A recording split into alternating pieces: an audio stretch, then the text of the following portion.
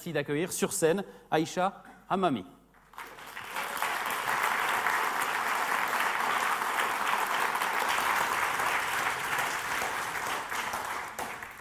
Aïcha, vous aussi vous connaissez les règles et vous connaissez la règle ce soir. Quand vous répondrez « je suis prête », le chrono s'enclenchera. Aïcha, êtes-vous prête? Je suis prête.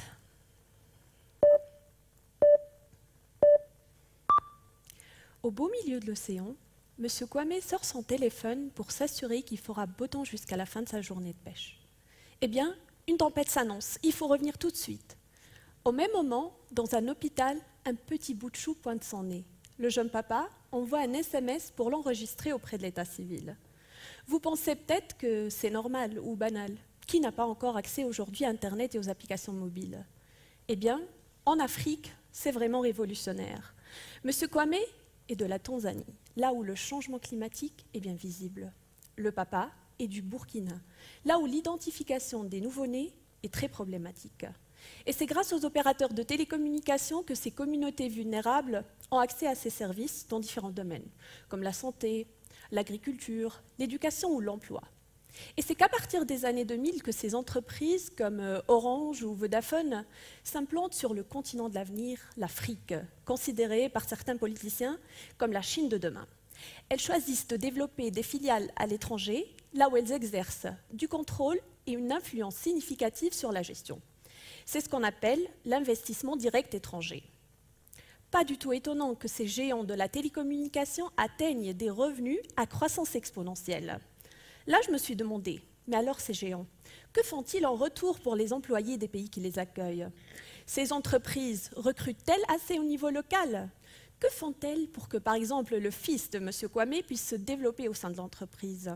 A-t-il le droit d'accéder à des postes à haute responsabilité?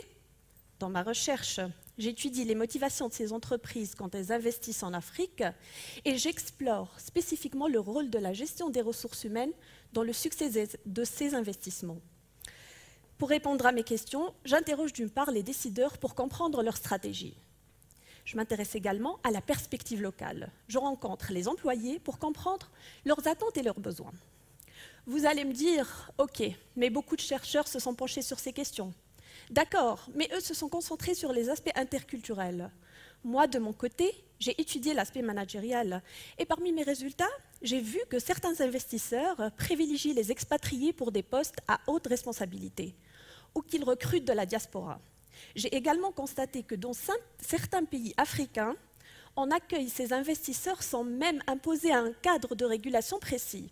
Le risque en cas d'échec, c'est de se retrouver avec des équipements abandonnés, voire dangereux, et des personnes à nouveau sans emploi. L'utilité de ma thèse, c'est donc de fournir le bon cadre de gestion des ressources humaines, non seulement à ces multinationales, mais aussi aux gouvernements et décideurs, pour que ces investissements soient le plus durables possible. Merci.